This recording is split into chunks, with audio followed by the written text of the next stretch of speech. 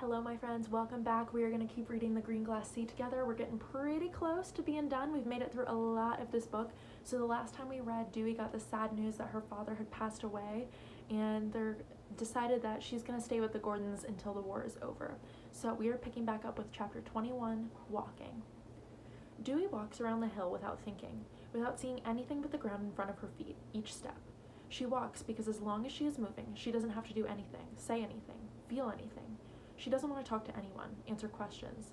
She doesn't trust her voice to speak without breaking. She walks by the post office, by the mud puddle that looks alien now, a puddle from another life. She touches the barbed wire of the fence that surrounds the tech offices, but that is too real, too close. She walks away, one foot in front of the other, trying to stay blank. Tabula rasa. Who said that? She can almost hear Papa's voice, and she won't. She can't. She starts saying the multiplication table, fast, under her breath, as if it were a chant that will keep all other thoughts at bay. Dewey puts her hands in her pockets. Her fingers curl unexpectedly around a small, black, bakelite knob and caress it, as if it were a talisman, the ball of her thumb tracing the smooth curve over and over and over. She walks around the edge of the hill, without intention, looping east, then north, until she finds herself in Morganville. She walks by the small, empty house, touches the glass of the front window gently, her palm flat against the cool pane. She remembers the feel of Papa's rough bearded cheek, the smell of wool and aftershave, and pulls her hand away as if she were burned. Dewey begins the multiplication table again, out loud, starting with the 12s, because the bigger the number, the more power it has. Numbers don't change. Numbers don't leave. Numbers don't die. They go on for eternity, infinity, and there's comfort in that. She walks and chants until the sky in the west is streaked with orange, and the margins of the forest have grown dusky blue and indistinct in the twilight. She walks until the lights of the apartments wink on, until the stars begin to appear at the edge of the world. When she can no longer see the ground in front of her, can barely make out the shapes of her own shoes, Dewey returns to the road that leads past the sunts. She would walk all night, but someone would come looking for her, and that would make it harder. She counts her steps. 1, 2, 3, 4, and at 317, she is at the foot of the Gordon stairs. The kitchen light is on, but she does not hear voices. She climbs 3 steps, then sits down in the darkness, in the shadow of the building where she is nearly invisible. She rests her head against the wood siding, slightly warmer than the night air. Dewey closes her eyes and leans against the solidarity of the wall, her fingers curled protectively around a small, smooth knob, softly murmuring numbers until her lips are barely moving, chanting herself into a stillness that soon becomes sleep. When Dewey wakes, the moon is high in the night sky, and her glasses are askew on her face. Why is she on the stairs? And then she remembers, all in a rush, and she feels as if she is dissolving from the inside out. She holds her arms across her chest and shudders. Her neck is stiff from sleeping against the wall. Hey, kiddo. A voice from above her says softly. Dewey twists to look up the stairs. Mrs. Gordon is sitting on the top step, in a wedge of light from the open kitchen door. She's wearing her reading glasses, a sheaf of papers in one hand, a cigarette in the other, its tip glowing as bright as neon in the darkness. An amber beer bottle rests by her thigh. I fell asleep, Dewey says. I know. I've been keeping an eye on you. Mrs. Gordon pushes her glasses up onto her hair. She shakes the beer bottle, then drops her cigarette into the neck. There's a quick hiss, then silence. I made some lemonade. I thought you might be thirsty when you woke up. What time is it? Asked Dewey. A little after midnight. Oh. Dewey's not usually up this late, but nothing is usual. She swallows, testing her throat, and nods. She stands up awkwardly, bracing herself against the wall, her leg all pins and needles, and slowly climbs the stairs. She pauses 2 steps from the top, eye level with Mrs. Gordon, uncertain whether to continue and sit down next to her. Mrs. Gordon smiles. It's okay, she says, and puts her hand on Dewey's shoulder, pulling her into a hug. Dewey is surprised, but lets her. It feels nice, Mrs. Gordon's arms around her, her face against the soft cotton of the plaid shirt. There, kiddo, Mrs. Gordon whispers. I miss him too. He was one of the good guys. Dewey trembles and closes her eyes. She feels Mrs. Gordon's arm under her knees, feels herself being lifted, then cradled, and allows herself to sink into Mrs. Gordon's lap. She feels the faint brush of a kiss on her forehead, and then she is gently rocked. No one has held her like this since Nana, when she was little, in those first lonely weeks in St. Louis. Something inside Dewey lets go. She finally begins to cry, a slow, steady trickle, as if she's leaking. Chapter 22, June 16th, Morganville Purge. For the next few weeks, Dewey rarely left the apartment.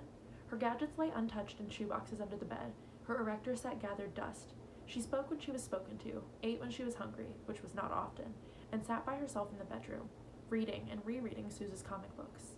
Billy Batson was an orphan. So was Superman. So was Batman. They became superheroes because of it. Orphans with capes. And now they can never die, no matter what danger they get into. Trains, bombs, spaceships from other planets, Nazi spies, machine gun gangsters, nothing can kill them. That was better than real life, where there was a war and drunken soldiers. In real life, almost everyone was gone. Dr. Gordon had gone off with the other men, south to the desert, where Charlie said they were going to test the gadget. Charlie and Jack were going away too, to their grandmother's in Oregon for all of July, because Jack said their mother was afraid that what was in the desert might set fire to the world, or at least to New Mexico. They said they'd leave their comic books with her for safekeeping, more than 200 of them. She'd read most of Suze's. Finally, one evening in the middle of June, Mrs. Gordon sat down on the end of Dewey's bed and cleared her throat. Dewey put down Captain America and looked up. Dewey, honey, I think it's time to bring the rest of your things over here from your house. Dewey nodded. She had known this was coming. I'll take my wagon over after breakfast tomorrow. It may take a couple of trips, she said in a small voice. Mrs. Gordon smiled and patted Dewey's knee. Well, if you'd like some help, some company, I've got a car. I thought we could stop by the commissary and get some empty boxes. Norma says she'll cover for me at the lab tomorrow. Dewey thought about it. Mrs. Gordon was the nicest grown-up lady she had ever known. She understood about experiments because she was a scientist, and about not wanting to put down your book when the clock said it was bedtime, and she wore glasses to read or do the crossword puzzle, and that was kinship. I'd like that, she said finally. They went over after breakfast Sunday morning. Mrs. Gordon wore a bandana over her hair and a flannel shirt with the sleeves cut off, in case they had to clean up dust. They packed the easy things in the kitchen first. The canned beans and tuna could go into the Gordons' cupboards, along with the bowls and plates. Mrs. Gordon admired the glass Chemex coffee maker, and Dewey said she could have it. Dewey didn't drink coffee. There was not much in the living room. The furniture all belonged to the army and was kind of ugly. Dewey didn't mind leaving it behind. One of the pictures on the wall was a print of water lilies. Mrs. Gordon said it was Monet. Maybe they could hang it in the living room of the sun? Dewey had to think about whether seeing that painting every day would make her too sad, and decided that it would be okay. The other painting was darker, a still life with a dead pheasant and lots of fruit, and when Dewey shook her head, Mrs. Gordon wrapped it in newspaper and put it in a carton. Dewey said to leave the record player for last. In Dewey's room, Mrs. Gordon asked about the pieces of equipment and told her a story about getting her first chemistry set when she was Dewey's age. That was in 1920, when it was even harder to be a girl. Our kind of girl, she said with a wink, as if she and Dewey were part of a club. Dewey liked that. She leaned against her dresser. Can I ask you something? She said. A science question? It's been kind of bothering me. Sure, I'm about ready for a break. Mrs. Gordon sat on the end of the bed and lit a cigarette. Shoot. It's probably stupid. There are no stupid questions, just stupid answers. Try me. Okay, well, Dewey rubbed some dirt off the end of her finger. Jack, he's a boy in my class. He said Dr. Fermi made a bet with his dad that when they test the gadget, all the air in the world is going to catch on fire. And his mom found out, and that's why he and Charlie are going to have to go to their grandma's farm in Oregon next month, just in case. Mrs. Gordon looked at Dewey, her eyes wide, her cigarette stopped halfway to her lips. Jack told you that? Yeah, and I figured it was just hooey, but... She shrugged. Is it? Oh, geez, Mrs. Gordon said. She took a long puff of her cigarette. I shouldn't tell you anything at all, but if the other kids are talking... She looked around for an ashtray, sighed, and tapped the ashes into her cupped hand. I don't think it's something you need to worry about, she said. But is it true? Mrs. Gordon sighed again. Partly. Enrico did make a bet with Bob and some of the other fellas, more as a joke because the calculations the theoretical guys have done don't really bear it out. Now Dewey's eyes got wide. You mean it could happen? It's a remote possibility. Very remote. 1,000 to 1. Then why is Jack's mom taking them to Oregon? Dewey asked. Mrs. Gordon looked off into an empty corner of the room. To keep her cubs safe, she said softly. What? Nothing. Mrs. Gordon shook her head. Look, I'm going to flush this butt down the toilet and start in the other room. Can you finish up in here? I think so, said Dewey. Mrs. Gordon hadn't answered the way she'd hoped. She took a breath and thought about the air with a worried frown, then shook her head and finished packing. All her equipment fit in one carton, her clothes and a few books in another. A lot of her things had migrated over to the Gordons in the last 2 months, and all that was left was heavy winter clothes and a dress she'd only worn once since she'd arrived. When she went into the second bedroom, Mrs. Gordon had laid everything from the closet out on the bed. The shirts and ties and pants seemed so empty without someone in them. Dewey bent over to help fold them and put them in a box. She picked up a blue wool sweater and was ambushed by the smell of Papa. tobacco and aftershave and the baked fruit scent of the Biral cream he used to slick back his hair. Dewey heard herself whimper. She dropped the sweater and left without a word, sitting in the kitchen until she could walk without shaking, and she trusted herself not to cry. When she went back into the bedroom, Mrs. Gordon held out a small cedar box. You okay? Dewey nodded. You sure? We can come back tomorrow. I need to get this done, Dewey said, shaking her head. Okay, it's up to you, said Mrs. Gordon. She hesitated for a moment, then handed Dewey the box. I think you'll want this. Dewey sat on the edge of the bed and opened the box. The bottom was lined with dark green felt. Inside were 2 small photographs, Dewey as a baby and her 3rd grade picture. She picked up the 2 heavy silver dollars and saw that one was from 1907, the year Papa was born, and one from 1932, when she was. A pair of silver cufflinks with his initials, JPK, James Patrick Kerrigan, lay curled inside the circle of the leather-banded wristwatch that he had rarely worn. Dewey felt her eyes begin to sting, way back in her head, and closed the box quickly. I'll put this with my clothes, she said. She kept a few of his handkerchiefs, white linen with a blue script K embroidered in the corner, and 2 undershirts. His hats were too big, coming down over her eyes, but when she tried on his cap, a tan-checked wool with a pale silk lining, and glanced in the mirror, she looked like a newsboy, like Billy Batson. So she kept that too. Dewey would have liked to have his other watch, the silver pocket watch he carried every day, but it had been in his pocket, and she didn't want to think about that at all. I thought we'd just put these boxes down in the furnace room at our place, for now anyway, Mrs. Gordon said. She folded all the flaps on top of a curtain so they interlocked like a Chinese puzzle. Okay, Dewey said. She wasn't sure what she'd do with 2 boxes of men's clothes. If she was a boy, she could grow up and wear them, but she wasn't, and there were poor people in Santa Fe who could use them. They could wait a few months, though, until the sweaters became ordinary wool and didn't smell like memories. Mrs. Gordon carried the boxes outside and put them in the trunk of her black Chevy. I think that's it, she said. She stood in the doorway and pulled her bandana off, running her fingers through her short, honey-brown hair. If you've got the key, we can lock up and get back to the housing office before they close at 5. It's 20 of now. Dewey sat on the arm of the couch. Do I have to give it back today? I suppose not. I just figured since we're done here, and they're still open. I'm not done, said Dewey quietly. Oh. Mrs. Gordon looked around the room. You mean the phonograph? We can put that on the front seat. There's plenty of room. Dewey shook her head, trying to figure out how to tell Mrs. Gordon to leave. She didn't want to be rude. She liked Mrs. Gordon a lot, but it was time to say goodbye to her house, Papa's house, and she needed to do that alone.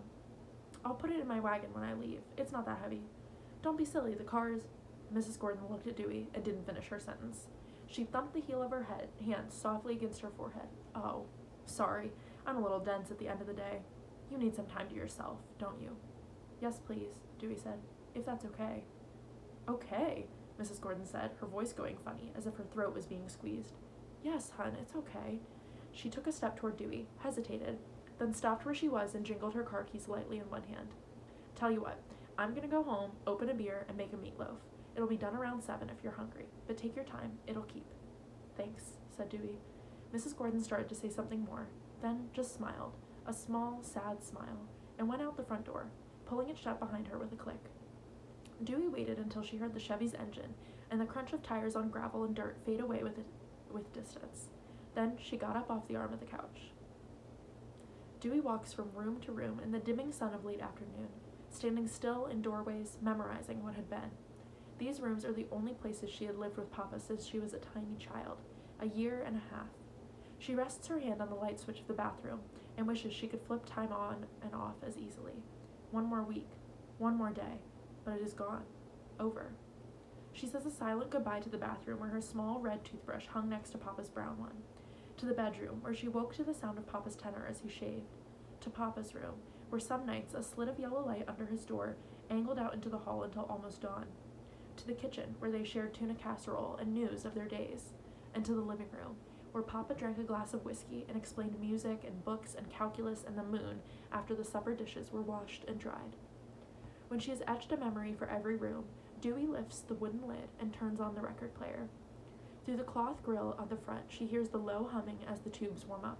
She pulls the black disc with Nipper the dog out of the paper envelope. Leopold Stokowski, the Philadelphia Orchestra. She holds the record by its edges and carefully lowers Toccata and Fugue in D minor onto the turntable. Dewey sets the needle gently onto the first groove, then sinks into the armchair. She takes off her glasses, laying them in her lap, and closes her eyes. Bach's dramatic opening bars fill the small room, and the music strikes her with an almost physical force, raising the hair on her arms with its intensity. It grows and crashes in mournful waves, and when the stair-step oboes sound, Dewey begins to cry. She has not cried since the night Abby brought the news. There's been no place safe enough to let go. All her life, Papa has been gone so much, so often, that it has not been hard to pretend he was only on a trip or working in Chicago and would be back soon. Not this week, not this month, but soon. It is a hope that has held her together for so many years, an easy lie to believe to get her through these last few weeks. Now, Dewey cries with her whole body, letting the music sweep her away. There are no neighbors, no hill, nothing but sound and sensation. She cries for Papa, for Nana, for loss, and for love. Halfway through the Bach, there is a pause, the end of the first side of the record. The needle moves to the center, scritch, scritch, scritching rhythmically, endlessly on the lacquered disc. Dewey does not move or open her eyes. She lets the record scratch and hiss for a long time, until she feels as empty as this house. She opens her eyes, sits very still for a minute, then pulls a handkerchief out of her pocket, wipes her eyes, blows her nose, and puts her glasses back on. Dewey lifts the needle off the disc. She does not need to hear the second side. Bach has done what she wanted. But as she touches the record, an unexpected surge of feeling rises through her small body. "You said you'd come back," she whispers, and then louder. You promised, Papa." Her voice becomes an outraged howl, the loudest noise Dewey has ever made. She is rigid, her breath ragged in her throat. Then, in one abrupt move, she lifts the record off the turntable with both hands and smashes it with all her strength against her upraised knee. The brittle black lacquer shatters. Dewey stands motionless in the living room of her former home, her hands tight fists, until her breath is back to normal, then drops the shards onto the wooden floor and turns away. She closes the lid and carries the record player out to her wagon. "I miss you, Papa," she whispers, and locks the door behind her. Alright, so that was another couple of sad chapters. I promise it's going to get less sad soon. But, wow, I really felt for Dewey there. So make sure you stay tuned for tomorrow's video, and we will see what Dewey does next now that she has finally officially said goodbye to her Papa and her old home. Alright, bye guys.